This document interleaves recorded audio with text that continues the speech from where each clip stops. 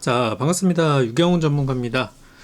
네, 새로운 한 주를 우리 시작하기 전에 또 새벽에 우리나라 이제 주요 업종들과 또 해외 증시 분위기들 이런 거 좀 체크하고 가기 위해서 좀 이른 아침에 방송을 녹화하게 되었습니다.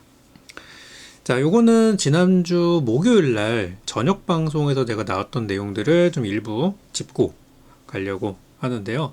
이제 종목 상담이 들어왔는데 2차 전지에 대한 그런 이제 상담들이 좀 들어왔어요. 그래서 에코프로 그룹주들이 이제 지난주에 이제 실적들이 나오고 나서 앞으로 이제 어떻게 해야 될까? 마이너스 30%를 기록하고 있는데 라고 이제 질문이 와서 저는 되게 좋다고 말씀을 드렸거든요. 긍정적으로 말씀드렸어요. 에코프로, 머티리얼, BM 전부 다. 그랬는데 이제 댓글이나 이런 걸 좀 보니까 유튜브 채널에 올라간 거 댓글을 보니까 부정적으로 보시는 분들이 꽤 있으시더라고요. 그래서 저는 바닥이 좀 머지 않은 것 같다 이런 생각을 좀 하게 됐고, 방송에서 정리드렸던 내용 잠깐만 요약하고 가도록 하겠습니다. 이제 사실 뭐 에코프로 뿐만이 아니라 2차 전지를 보시는 모든 분들께 요거는 좀 통용이 될 수도 있는 것 같아요. 자, 일단 이번에 이제 에코프로만 놓고 이제 보자면은 이번에 실적이 나왔는데 적자 전환됐습니다. 적자폭이 좀 확대가 되었고, 반등은 이제 회사에서는 상반기에 반등을 할 것 같다 라고 이제 얘기를 했고, 증권가에서는 부정적으로 보는 데는 내년이나 돼야 반등할 거다, 긍정적으로 보는 측도 하반기나 돼야 반등할 것 같다라고 이렇게 전망을 하고 있어요. 그러니까 회사는 상반기 전망, 증권가에서 낙관적으로 보시는 분들은 하반기, 부정적으로 보시는 분들은 내년, 이렇게 이제 업황의 개선을 그렇게 이제 시장에서는 보고 있거든요.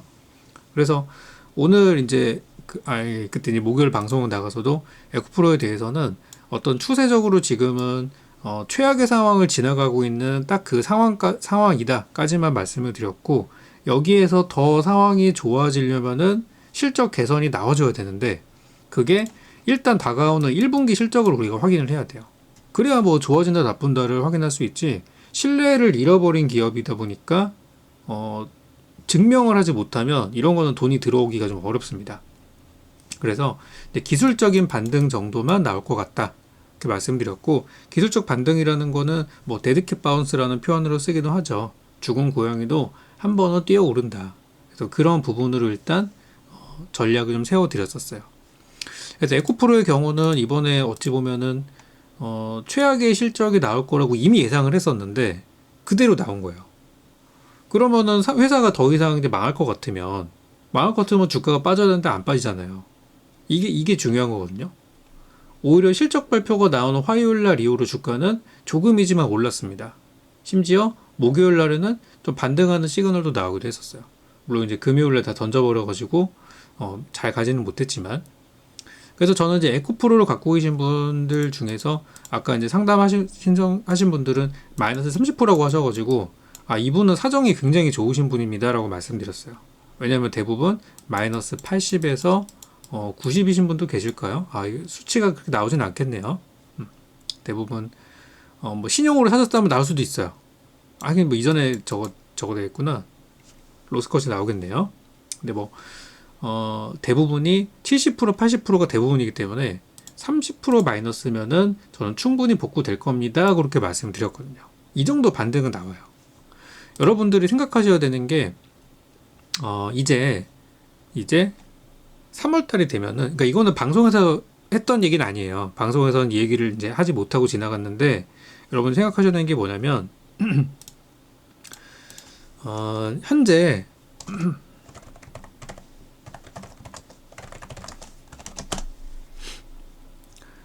우리나라에 지금 공매도가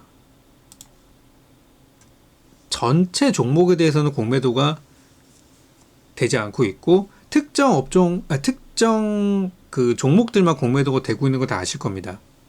자, 그러면 에코프로 같은 경우는 코스닥 150입니다. 그죠?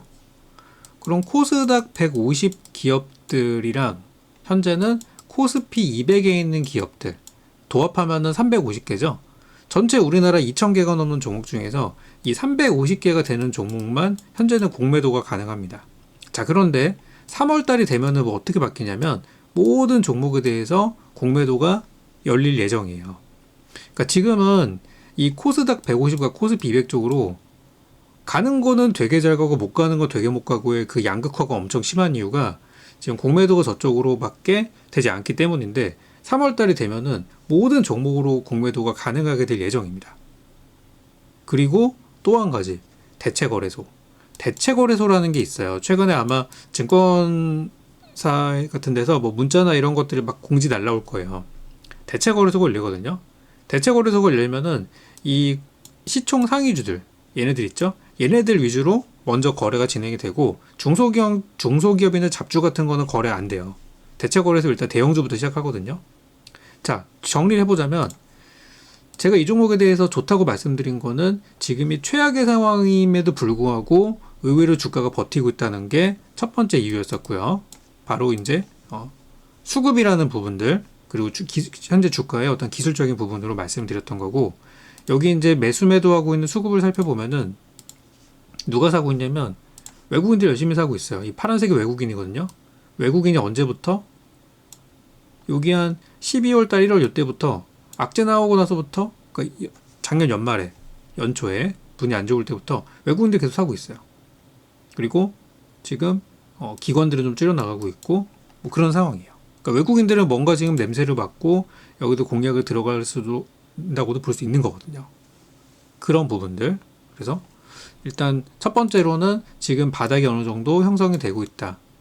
그리고 공매도가 곧 시행이 될 텐데, 공매도가 시행이 되면 이제 모든 종목으로 공매도가 퍼져나가기 때문에 시총상위주로 몰리는 부분이 완화가 될 거라는 거예요. 지금은 얘네밖에 못 치니까 그냥 계속 치는 거예요, 공매도가. 근데 이제는 못 한다니까. 이제는 할 게 많아요. 할 게 많습니다. 이거보다 더 수익률을 높게 먹을 수 있는 종목이 공매도 대상이 되기 때문에 여기에만 공매도가 모이지 않을 거라는 거예요. 그래서 어떤 안 좋은 수급들이 옮겨갈 수 있다는 거죠. 세 번째로는 대체거래소. 대체거래소를 통한 거래가 이제 시행이 되게 되면은 우리가 이제 저녁까지도 주식을 할 수 있다 보니까 어떤 분들은 되게 불편하다고 생각하시는 분도 계실 수 있는데요. 뭐 요즘에 국장 하다가 저녁 때 미국장 시작하면 미국장 보다가 그렇게 하루를 풀로 보시는 분들도 계시는데 저 같은 사람도 있는데 뭐 거래 시간 좀 늘어난다고 해서 큰 어떤 그런 건 없을 것 같아요. 아무래도 그러다 보니까 이제 대형주부터 먼저 거래를 재개하더라고요. 그래서 대체 거래소를 통한 어떤 유동성, 시총 상위주로의 유동성 유입 이런 걸 생각해 보면 지금 꼭 이 종목이 뭐 2차 전지가 좀 나쁘니까 그거 봐라 이런 인식들이 있음에도 불구하고 저는 긍정적이라고 말씀을 이제 드리는 거예요. 이런 상황들 때문에. 참고로 개인 투자자들은 이미 언제입니까? 여기 작년 한 하반기부터 계속 팔고 있어요. 그러니까 최근 들어서 좀 매도가 좀 줄어들긴 했는데 개인들은 많이 팔았고 그 사이에 지분을 늘린 거는 기관들과 외국인이에요. 물론 기관들은 좀 사다가 이제 다시 던지고 있는데 외국인이 그걸 받고 있죠. 그래서 수급이 옛날만큼 개인들이 여기서 막 희망을 갖고 사는 게 아니라 이미 털 사람들은 다 털었어요. 그게 현재 상황입니다. 그래서 저는 에코프로에 대해서 좀 긍정적으로 반등을 좀 할 것 같다. 그렇게 좀 전망을 드렸고요. 한 30%씩은 다 올라갈 것 같아요. 에코프로나 또 에코프로 BM이나 사정은 다 비슷해요. 종목들 생겨먹은 게 다 똑같아가지고 한 30% 정도의 반등 저는 충분히 가능할 거라고 그렇게 보고 있습니다. 그리고 에코프로 머티리얼즈, 그나마 머티리얼즈가 제일 그 사정이 좋더라고요. 그래서 이 종목이 아무래도 제일 최근에 상장한 주식이라서 물림분이 제일 없다는 게 그게 제일 반등이 강할 거라고 보는 그런 시각으로 말씀을 드리고 싶습니다. 그래서 이거는 이제 투자라는 게 인식이잖아요. 결국에는 막 주가가 10배 올라갔어도 더 사고 싶은 사람들은 더 사는 거고 누군가는 또 여기서 저점을 노리는 거고, 이거는 어떤 투자 전략의 차이라고 생각을 해요.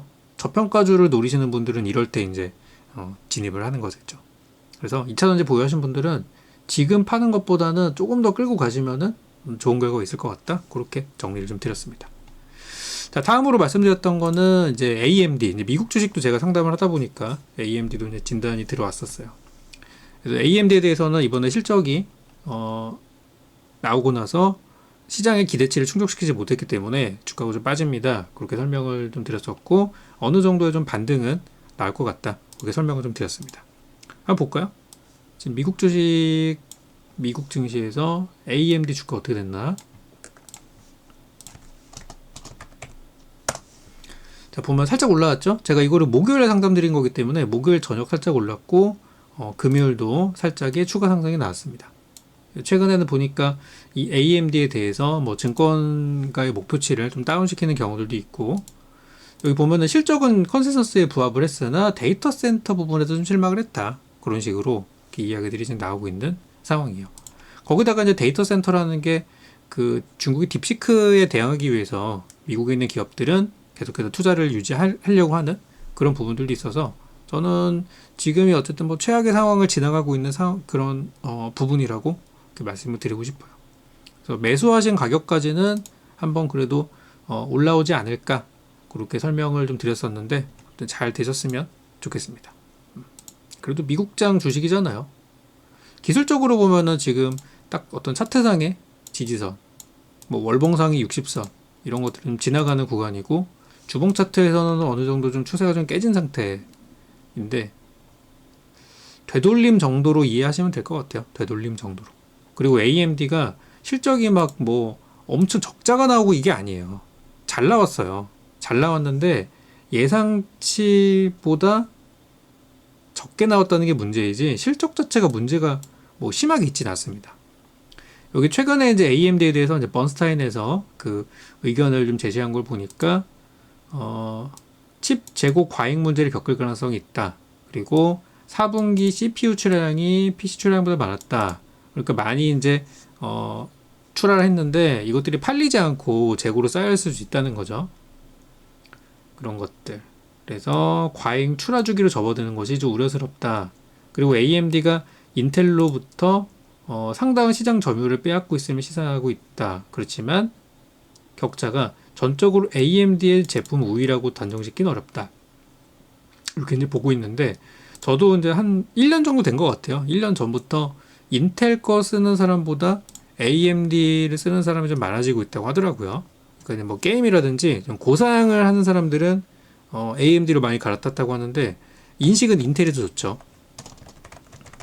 지금 인텔 주가 보면 최근에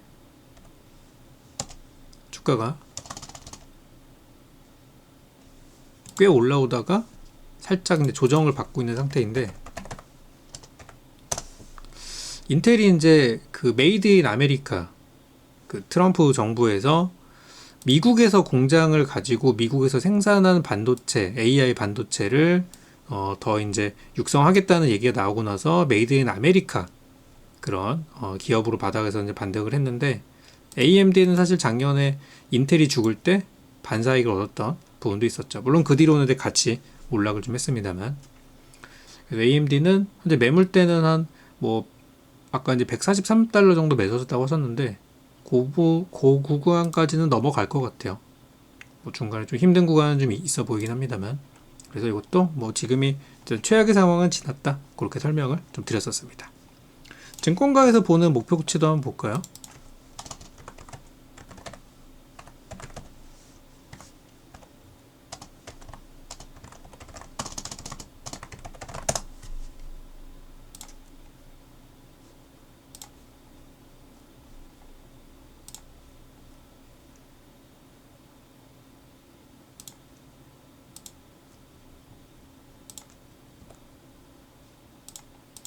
그리고 최근에 실적이 좀 부진하게 나온 것 때문에 그 증권가에서도 목표치를 많이 다운시켰을 거예요. 그런 과정을 거치면서 현재 주가가 그런 것들에 부합을 한다. 그러니까 이제 괴리가 생기니까 항상 이제 변동이 생기는 건데 부합을 한다면은 글쎄 뭐 더 빠질 구간이 많아 보이지는 않습니다. 여기 보니까 증권가에서 애널리스트들이 보통 보는 가격대가 평균적으로 한 148달러 정도 있다고 하네요. 그러니까 140불까지 올라가는 거는 저는 큰 어려움은 없을 것 같아요. 시간은 좀 걸릴 수 있지만 그렇게 말씀드렸습니다. 이제 말하다 보니까 좀 말이 길어져가지고 나머지는 좀 빨리 진행을 할게요. 서파이 테크놀로지 설명드렸었는데 이거는 이제 너무 많이 올라간 주식이라서 지금 이제 미국에서도 이제 우리가 M7이라고 부르는 빅테크도 하락하는데 소파이도 이제 너무 많이 오른 거 아니냐 그런 부분에서 저는 이제 비중 축소 그렇게 전망을 좀 드렸거든요. 그래서 얘네가 이제 핀테크 기업이고 지금 이제 미국에서 그동안 이제 금리가 고금리가 유지가 되면서 분위기가 좋았잖아요. 왜냐면 금리가 높으면은 물론 이제 핀테크 거래를 하는 과정에서 이자도 많이 줄 수 있지만 특히 이제 대출 이자를 높게 받을 수 있다는 것 때문에 금융주들은 금리가 높으면은 좋아요. 그 나름대로. 그래서 소파이가 이제 그런 것들이 좀 수혜를 얻지 않았나. 그리고 이제 금리 인하가 뭐 오래 없을 수도 있다. 그런 것 때문에 상승이 좀 하락이 좀 덜 나오고 있다고 생각을 하고 있고, 일단 주가가 많이 올라간 종목들이 차익 실현 나오는 거는 요즘 미국 주식의 좀 어떤 트렌드이기 때문에 소파이도 좀 조심하자.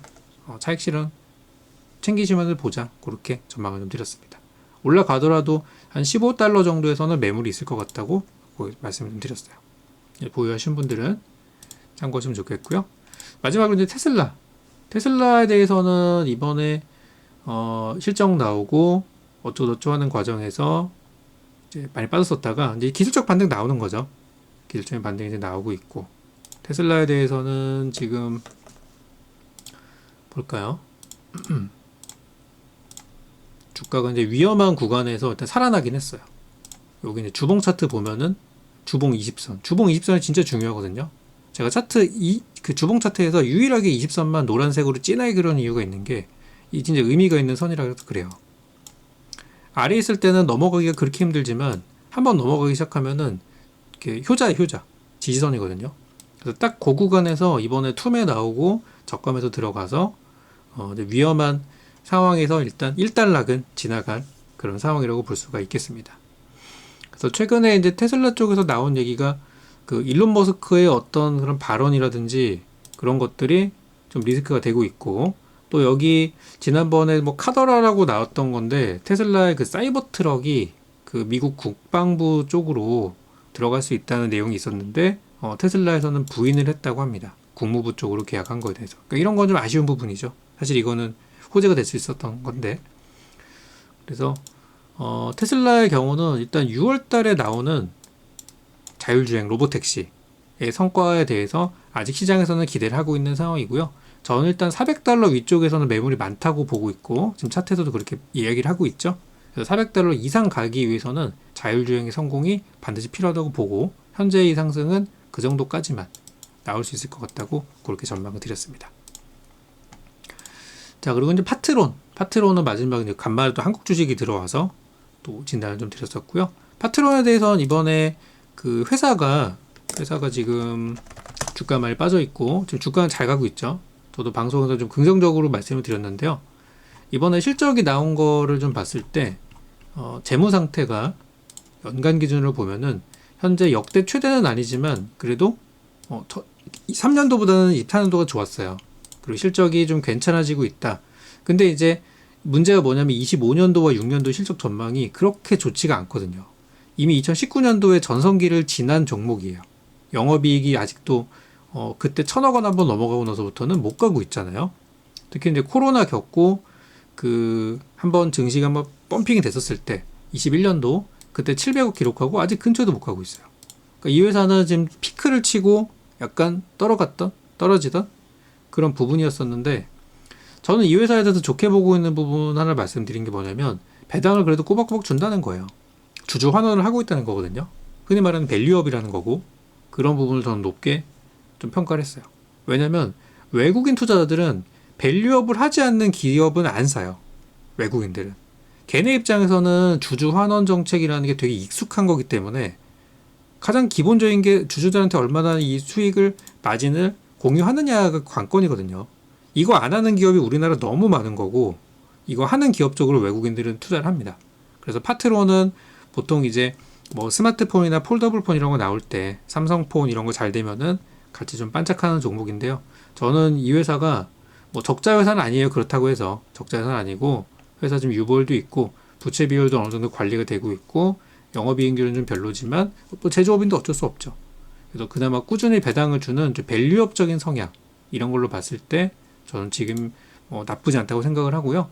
여기 보면은 PBR 기준으로 1배 이하에 있는 뭐 저평가주라고 그렇게 말씀을 드리고 싶어요. 그래서 최근에 수급 보시면은 외국인들이 제법 그래도 들어오고 있다는 게 확인이 되고 있습니다. 바닥에서 이제 야금야금 사더라고요, 최근에. 그래서 폴더블 폰 재료, 그리고 밸류업에 대한 기대감, 그리고 이 종목도 현재 지금 코스닥 150입니다. 코스닥 150이 보니까 다음 달에 공매도가 전면 개방이 되면 이제 코스닥 150으로 몰리는 일들이 줄어들겠죠. 다양한 종목으로 퍼져나가게 돼서 얘네들만 고통받았던 시간은 이제 끝이라고 말씀을 드리고 싶습니다. 그래서 파트론을 이렇게 전략을 드렸어요. 자, 마지막으로 이제 추천주를 드렸었는데 추천주가 이제 두 개를 드렸어요. 하나는 자율주행차 쪽에서 HL 만도, 벌써 제가 방송에서 4번 이상 추천했고요. 이제 수익 중인 종목입니다. 다시 한번 추천 좀 드렸었고, 두 번째로 이제 세코닉스 드렸었는데, 세코닉스 마찬가지로 지난번에 만도 드릴 때 드렸던 거랑 똑같은 내용을 그냥 그대로 복사 붙여넣기를 했어요. 그때도 좋았지만 지금도 좋기 때문에. 그래서 저는 이제 자율주행차를 일단, 자율주행차에 또 타이밍이 왔다고 생각을 하고요. 아까 테슬라 설명을 드리면서 테슬라의 자율주행차 성공이 중요하다고 했잖아요. 테슬라의 입장에서 지금 주주들의 어떤 그런 걸 또 가라앉히고 하기 위해서 자율주행차 또는 테슬라의 어떤 그런 기술들이 공개가 잘 돼야 되는데 어떤 반사이익 우리나라에서 얻을 수 있지 않을까 저는 생각을 하고 있습니다.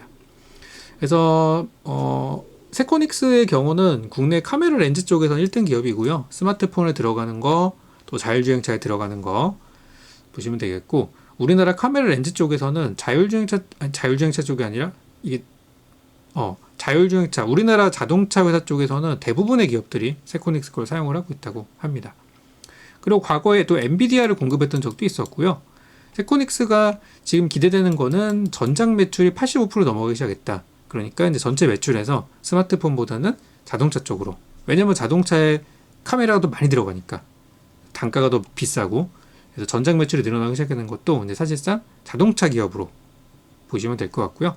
이번에 이제 세코닉스가 그 매출에 대한 얘기를 좀 그때 했었나 기억이 안 나는데 얘네가 잠깐 보여드릴게요. 지금 주가는 이렇게 바닥에서 살짝 올라오고 있거든요. 살짝 올라오고 있죠. 자, 이 종목을 제가 봤을 때 뭐 사실 실적이 엄청 좋거나 그런 건 아니에요. 재무 상태는 그냥 뭐 나쁘지 않은, 더 이상 악화되지 않는 정도로 보고 있고, 2013년도에 실적이 최대 실적을 나왔었고, 지금 24년도 같은 경우는 최대 실적을 이어갈 수도 있다고 저는 보고 있어요. 아직 안 나왔죠, 아직. 나오진 않았지만 점점 좋아지는 부분을 예상을 하고 있어요. 3분기까지 되게 잘 나왔거든요. 그래서 4분기만 별일 없이 나온다면 사상 최대를 이어갈 수도 있겠다고 그렇게 이제 말씀드렸고, 세코닉스의 경우는 지금 여기는 안 나오죠. 보면 실적이 나름 그래도 나름 유지가 됐었는데, 이게 실적이 잘 나온 이유가 뭘 것 같아요? 경기가 안 좋았잖아요. 경기가 안 좋은데 실적이 좋았던 이유는 매출처가 불경기인 지역이 아니라 경기가 좋은 지역의 매출을 많이 했다는 거예요. 대표적인 게 중국입니다. 중국으로의 매출이, 그리고 중국에서 생산하고 있는 그런 모바일과 또 차량용 카메라 렌즈, 이런 것들을 우리가 생각을 했을 때 세코닉스는 나름 선방한 거예요. 그래서 보니까 얘네가 베트남에도 지금 공장이 있고 중국에도 공장이 있어서 지금 해외 생산하고 있는 것들, 그런 게 좀 유효하지 않았나. 만약에 국내 생산에서 국내를 타겟으로 했다면 이 회사는 100% 적자가 났을 겁니다. 우리나라는 지금 불경기예요. 그렇지만 성장하고 있는 베트남이나 중국 같은 이런 지역들의 매출이 있었기 때문에 그나마 흑자가 나올 수가 있었던 거고, 그런 부분이 지금 주가에 반영이 되고 있는 겁니다. 그래서 가격 전략은 카메라 렌즈 세코닉스의 경우는 목표가 8,000원, 증권가 리포트를 한번 찾아보시면 증권가에서 보통 8,000원에서 9,000 정도까지 보더라고요. 근데 9,000원은 좀 오버라고 생각하고, 현재 매물대가 한 7,500원부터 많이 쌓여 있습니다. 그래서 7,500에서 8,000원 정도를 보통 목표 밴드로 잡으면 적합한데, 저는 좀 긍정적으로 보는 종목이라서 일단 8,000원으로 제시를 드렸습니다. 그래서 가격 전략 잘 참고하시고, 지난번에 세코닉스 드렸을 때 사신 분들이 이미 수익 중이실 텐데, 목표가는 8,000원, 현재가는 5,200원, 이렇게 다시 한번 체크해 드리도록 하겠습니다. 저희 이제 텔레그램을 통해서 또는 문자를 통해서 저희 실전 투자반을 운영을 하고 있는데요. 요거 안내만 좀 잠깐 드리도록 할게요.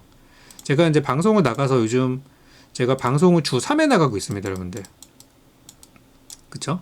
그리고 예전보다 공개 방송도 많이 늘었죠? 공개 방송을 주 1회 하다가 요즘에 공개 방송 주 2회, 3회 막 하고 있어요. 제가 방송이 많아진 이유를 설명을 드리자면 지금 경기가 아직은 좋진 않지만 증시가 좋아지고 있기 때문이라고 저는 말씀드리고 싶어요. 시장이 좋아지기 때문에 저도 지금 이 기회를 잡으려고 하는 거예요. 장이 좋아지기 때문에. 미국 장은 어떻죠? 정점을 치고 불안불안해요. 반면에 한국 증시는 어떻죠? 최악의 상황을 겪고 지금 차기 대선으로 향해 가고 있어요. 뭐 논란이 있을 수 있습니다. 최근에 뭐 그 시위들도 있고. 그렇지만 이번에 PD 수첩 보셨나요, 혹시? 주말에 PD 수첩 보시면은 이제 정권을 바뀌는 쪽으로 방송가에서도 지금 보고 있구나. 뭐 논란에 있을 수 있는 말이지만 뭐 저는 그렇게 느꼈어요. 이미 방향을 잡은 거예요, 다들. 그리고 뭐 여러 그 정치인들도 이미 준비를 하고 있죠. 벌써 시동을 걸었잖아요. 그렇기 때문에 트럼프 정부는 이제 시작입니다. 이제 시작이고 생각보다 괜찮네? 라고 지금 해서 미국 증시가 그나마 지금 버티고 있는 것이고요. 우리 증시는 어떠냐면 최악의 상황을 지나고 새 정부가 들어서는 어떤 기대감이 있는 상황입니다. 누가 될지는 모르죠. 그거를 제가 얘기하는 건 아니에요. 저는 특정을 지지를 하고 있지 않기 때문에 누가 된다 그런 걸 떠나서 우리는 이제 좋아질 일만 남은 겁니다. 정치적인 안정이 이제 곧 온단 말이에요. 언제? 6개월, 반년 안에. 우리나라는 그렇게 될 가능성이 큰 것이고 트럼프 정부 이제 시작입니다. 그래서 우리나라도 이제 안정을 찾아갈 때가 됐는데 이제 여러 가지 이제 법적인 절차가 있다 보니까 우리 뭐 지난번에 있었던 탄핵 사태처럼 뭐 5월달에 선거한다면 좋겠죠. 그렇지만 우리는 그거 지금은 더 길어지잖아요, 상황이 지금. 그래서 그거보다 좀 늦게 할 것 같은데 우리는 상황이 좋아질 일만 남은 상태예요. 그래서 한국 증시가 지금은 긍정적으로 저는 말씀을 드리고 있고 저도 방송 출연을 적극적으로 하고 있는 겁니다. 자, 그래서 이제 그런 말씀 드렸고 저희 이제 실전 투자반을 제가 또 운영을 하고 있습니다. 여러분들이랑 공개 방송도 많이 이제 만나고 있지만 실전 투자반을 통해서 특히 이제 해외 주식에 대한 얘기를 많이 전달 드리고 있어요. 특히 이제 금요일 날 저희 이제 새벽에 자정에 올려드렸던 것들인데 로봇주가 급락을 했어요. 서브로보틱스라는 기업이 엔비디아가 지분을 갖고 있었는데 전량 매도했다는 얘기 때문에 무려 40%가 급락이 나왔습니다. 서브로보틱스 한번 볼까요? 한국 거는 끄고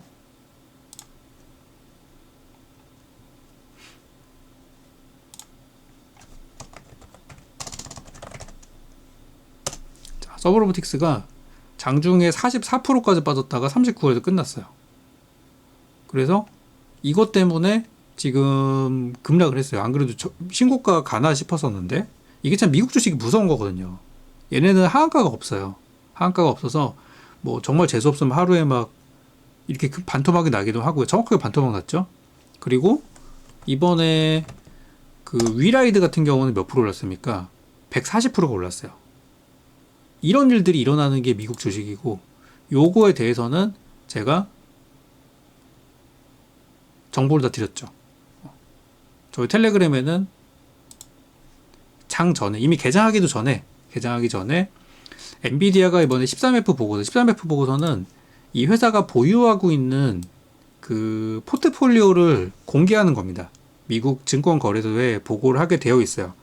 기준은 1억 달러 이상의 자금을 운용하는 회사라면 뭐 꼭 투자 회사가 아니라 그냥 상장 법인이라도 1억 달러 이상의 그런 운용 자금이 있는 회사는 필수적으로 이렇게 공개를 하게 되어 있습니다. 그래서 포트폴리오를 확인할 수가 있는데 참고로 이 수치는 12월 31일까지의 수치라서 지금 2월이잖아요.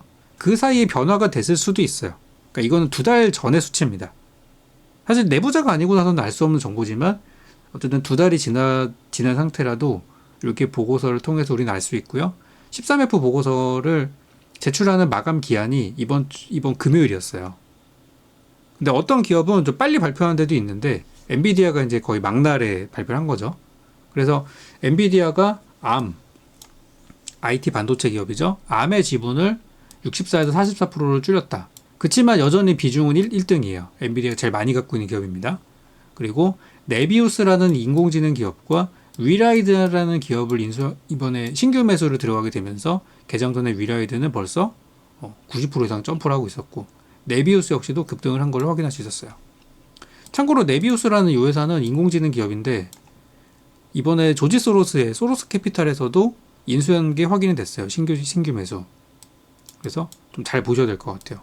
위라이드는 솔직히 너무 많이 올라서 좀 조심해야 되고, 그리고 서브로직스뿐만 아니라 사운드하운드, 한국인들이 많이 갖고 있는 주식들, 나녹스는 아니고 서브랑 사운드하운드 같은 것들이 이번에 엔비디아가 팔았다는 얘기가 나오면서 완전 폭락이 나왔어요.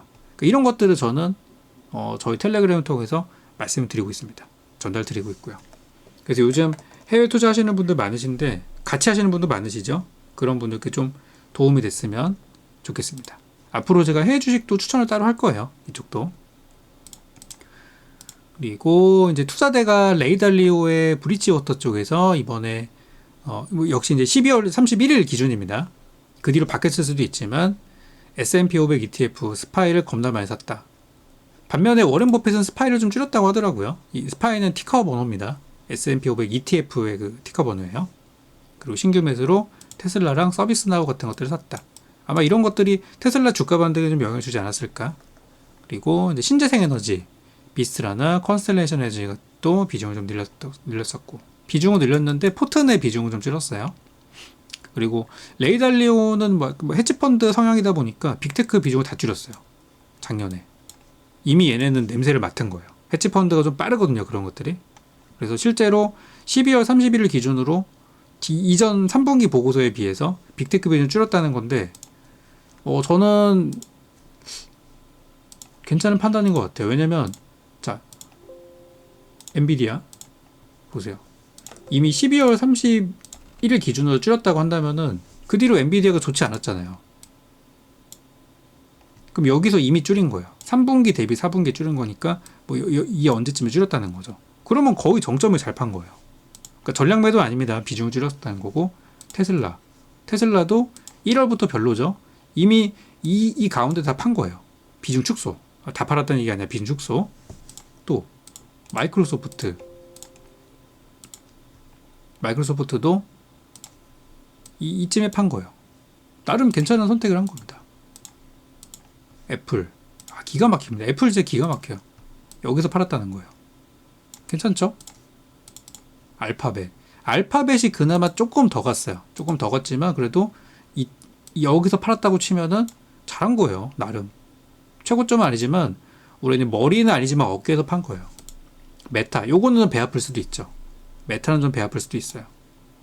그래서 메타는 근데 원래 이 전체 그 레이달리오 포트폴리오에서 22% 정도 축소했는데 좀 덜 줄였죠. 애플 같은 경우는 40% 줄였는데. 그리고 아마존도 여기서 팔은 건데 뭐 정점까지는 못 먹었지만 나름 그래도 잘한 거예요. 헤지펀드 성향이기 때문에 그래요. 이런 것들을 저희는 저희 실전반 텔레그램에서는 다 전략을 드리고 남겨드리고 있습니다. 보니까 이제 워렌 버핏도 포트가 나왔더라고요. 뱅크 오브 아메리카와 시티은행의 비중을 좀 줄였다. 그리고 S&P 추종 ETF 아까 스파이라고 말씀드렸던 거 있죠. 스파이 전량 팔았대요.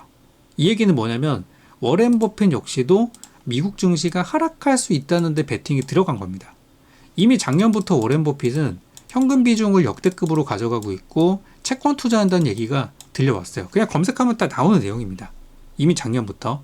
그렇다는 얘기는 워렌 버핏은 시장을 지금 하방으로 보고 있다고 봐도 무방한 거예요. 이 스파이라는 게 S&P 500 추종하는 ETF예요. S&P 500 올라가면 같이 가는 거거든요. 이거를 워렌 버핏은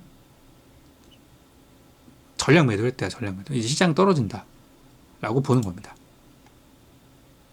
그리고 아까 레이달리오 역시도 빅테크의 지분을 줄였어요. 그러니까 이런 것들이 미국에 대해서 지금 어떤 불안 요소들, 특히 트럼프가 제일 불안 요소죠. 그런 것들을 지금 내포하고 있는 부분이라고 볼 수 있어요. 그래서 이런 것들에 대한 전략들을 저희는 함께 세워갈 거니까 저희 실전 투자반에 또 궁금한 것들이 있다면은 하단에 나와 있는 주소로 문의를 주시면 같이 또 안내 드리고 상담 드리고 하겠습니다. 지금 저희 실전 투자반과 문자반이 있는데 제 라이브 방송을 매일 들으실 분들은 실전 투자반으로 들어오시면 되겠고 방송반입니다. 그리고 문자반은 문자 메시지와 텔레그램을 이용할 수 있고요. 이 실전 투자반도 텔레그램을 같이 진행을 해요. 문자 들어가고. 그래서 제 방송을 들을 수 있느냐 못 듣느냐 그리고 강의 방송을 제가 또 종종 하는데 강의 방송 들을 수 있느냐 없느냐 그 차이이거든요. 그래서 여러분들이 좀 부담이 되신다면 문자반으로 오셔서 제 문자 메시지 한국 주식 그리고 해외 주식은 제가 보통 밤에 올려드리는 정보들 같이 공유하시면서 2025년도에 잘 한번 원금 회복 그리고 그 이상까지 함께 잘 노려보셨으면 좋겠습니다. 자, 오늘 방송은 여기까지고요. 아, 그거 안 했구나. 다음 주 주요 일정 한번 좀 보고 갈게요. 자, 다음 주는 지금 이제 월요일 날이 휴장입니다, 여러분들. 월요일 날에 미국이 휴장이에요. 뭐 때문에 휴장이냐면 워싱턴 탄생일이라고 나왔죠, 이렇게.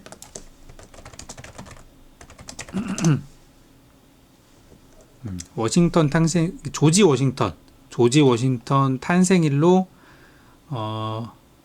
월요일은 휴장입니다. 그래서 월요일 날은 사실상 우리나라 장 끝나고 나면 되게 조용할 거예요, 시장은. 그래서 월요일 휴장이다 보니까 해외 주식 하시는 분들은 푹 주무셔도 될 것 같고요. 이제 그 일본에서는 GDP가 나옵니다. 지금 우리가 일본의 경기를 계속 보고 있거든요. 일본의 경기를 봐야 되는 이유는 일본의 금리가 어떻게 되는지를 우리도 체크해야 되기 때문이에요. 지금 일본이 무슨 얘기를 하고 있냐면 금리를 1%까지 올리겠대요. 이것 때문에 지금 시장이 좀 작년에 8월 달에 출렁했던 적이 있었잖아요. 그래서 일본이 경기가 너무 좋으면 금리 인상 할 수도 있어요. 이미 금리 인상 사이클로 들어갔습니다. 그런 것도 체크하셔야 되겠고, 현재 일본의 지금 금리는 0.5죠. 다음 회의는 3월 19일이고 시간은 한 달 정도 남았는데 경기가 좋으면 금리 인상한다는 얘기를 또 할 수가 있겠고, 그것이 또 전 세계 시장에 부정적인 요인이 될 수도 있습니다. 화요일 날에는 한국 시간입니다. 한국 시간 화요일 밤에는 미국의 엠파이어 스테이트 뉴욕 제조업 지수가 나오는데, 역시 제조업, 최근에 미국에서 뭐라고 그랬죠? 미국의 제조업을 살리겠다. 그렇기 때문에 이런 것들 중요한 지표라고 볼 수가 있겠습니다. 참고로 예전보다 이 지표는 개선됐을 거라고 보고 있는데요. 제조업이 살아나고 있다. 이렇게 지금 현재는 시장에서는 전망을 하고 있습니다. 그리고 나머지 뭐 트럼프 대통령 일정은 뭐 수시로 있으니까 이거는 참고하시면 되겠고요. 일정상으로 수요일 날 있다고 하네요. 수요일 날. 그리고 뭐 매번 나오는 목요일 날 고용 지표는 항상 나오는 거고, 연방공개시장위원회 회의록, FOMC 이사록이죠. 의사록이 이제 목요일 날 나올 예정이고요. 고용지표 나올 거고, 필라델피아 여는 제조업 지수 이런 것도 나올 예정이고요. 고용지표 나올 거고, 금요일 날로 가게 되면은 뭐 특별히 항상 나오던 지표 정도만 있는 것 같죠. 그리고 일본의 물가 지수 이런 거는 그 아침에 나올 예정입니다. 그래서 다음 주는 사실상 큰 지표는 없어요. 그냥 매번 나오던 것만 나오는 거고, 또 여기 이제 금요일 날에 미시간대 그 인플레이션 기대치 이런 것들이 좀 물가 지수에 대해서 우리가 좀 참고할 만한 지표라고 볼 수 있겠고요. 현재 물가 지수는 이전과 동일한 수준으로 나올 걸로 시장에서는 전망을 하고 있습니다. 최근에 미국의 상황이 그렇잖아요. 물가는 올라가고 고용이 너무 잘 되고 결과적으로 경기가 너무 좋다. 그러니까 금리를 내릴 이유가 없다. 그거거든요. 근데 우리의 상황은 어떻죠? 한국은 경기가 너무 안 좋으니 금리라도 내려서 일단 급한 불부터 끄자가 이제 우리나라의 상황이라서, 한국은 금리 결정을 금리 인하를 할 수도 있대요. 지금 2월 25일 날이니까 이제 얼마 안 일주일 남았거든요. 근데 우리나라는 금리 인하를 할 수도 있다라는 쪽으로 얘기 나오고 있어서 한국은 지금 경기가 안 좋은 거예요. 그렇게 이제 시황에 대해서 간단히 좀 체크해 봤습니다. 자세한 내용들은 저희 또 방송이나 저희 텔레그램 통해서 또 전략을 드릴 테니까 함께 잘 해봤으면 좋겠네요. 수고 많으셨고요. 저는 다음 시간에 또 인사드리겠습니다.